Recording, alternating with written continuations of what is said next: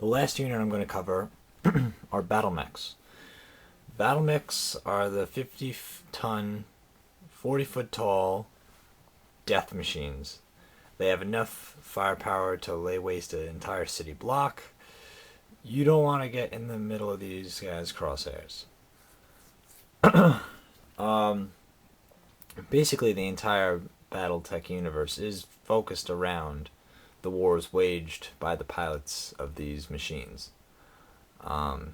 You don't hear too many, glorious stories of tanks and infantry running around. It's the battle mechs that get all the glory, all the attention, and why not? In the game, battle mechs are expensive. They run you a light mech will run you, just over 100 points. Some of the heavier mechs will run you closer to 300. Even some will run you into 500 if you start getting into the specialty mechs. So the mech comes in 5 classes. There's 4 main classes, and there's 4 mechs that have a class of their own. Light, medium, heavy, assault, and colossal. Each class getting stronger in damage and attack value and defense, but getting slower as well. So a light mech has, an attack maybe of 10, whereas an assault mech would have an attack of 12 or 11. And I know that doesn't sound like a big difference, but it is. The defense values usually are a lot more changed, as well as the damage values. Mechs have a second damage value associated with them. So if one of their guns goes, you're probably going to have a second weapon to use, which is good. And it's expected that they have at least 2 damage values because they're mechs. They should have a few more weapons than what a tank or an infantry could hold. Also, mechs have on their dials something that tanks and infantry don't. They have heat dials. They have a secondary dial. The heat dial is used to basically track how much heat your mech has gained. Mechs can be given many consecutive orders without being pushed. So, or they'll be pushed, but they don't take damage when they're pushed, and they can be given 3 or 4 consecutive orders. They don't stop after 2. But every time they take a consecutive order, they gain a heat. And that's where the heat dial comes in. And the heat dial is actually used in many other various things. So read through the rules, get to know your mechs. Mechs also come in 2 different styles. There's the bipedal, the ones that walk on 2 legs, and then there's the quad mechs. Quad mechs are based on a more oval shaped base, and they obviously have 4 legs. Quad mechs have a few rules associated with them that bipedal mechs don't, or rather maybe they change a few modifier values. We'll go through all the modifiers in another episode.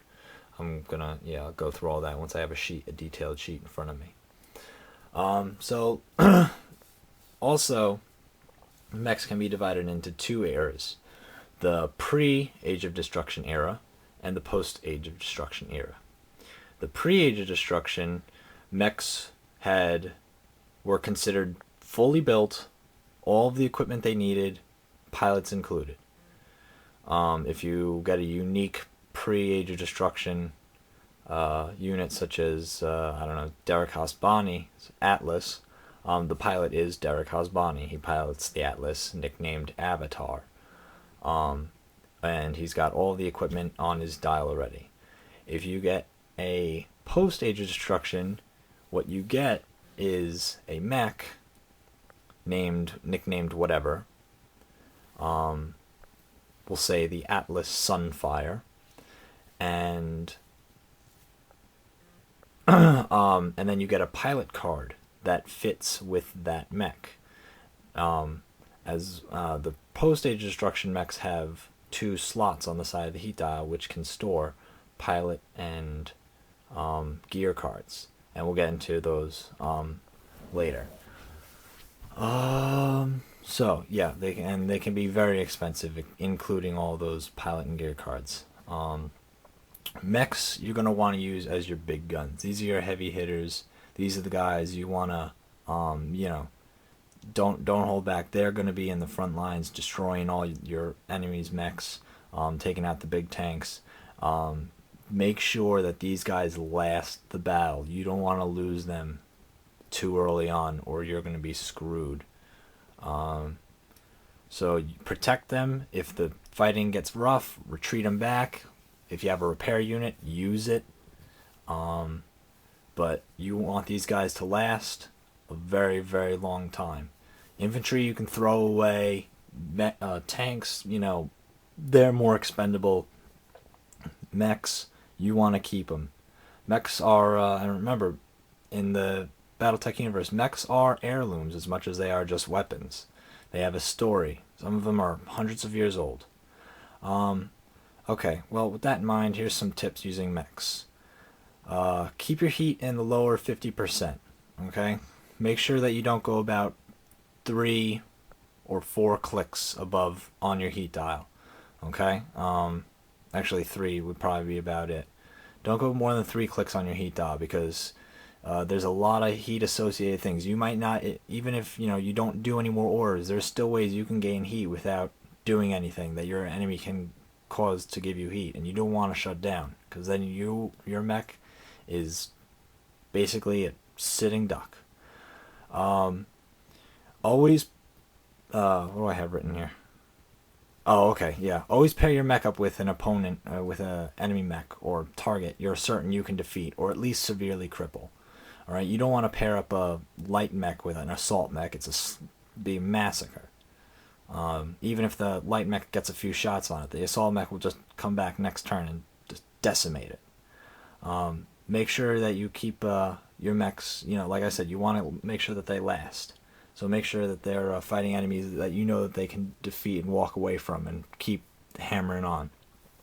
And always, I say, always use post Age of Destruction mechs. I like a lot of the sculpts of the pre-Age of Destruction mechs. I think some of the older mechs designs are really cool looking, but the designs ain't gonna help you win. It's what's the mech is like, and the ability to change out your pilot and change out the gears of your mech are a lot more valuable than what's already pre-made. So always use post Age of Destruction mechs. This is not always true for other units, though. A lot of pre-Age of Destruction vehicles and infantry are actually really, really good, and I use a lot of pre-Age of Destruction vehicles and infantry, but I always use post-Age of Destruction mechs. So that's it for mechs. I guess after next episode, maybe I'll do something like, I guess, the gear cards and the pallet cards. Bye.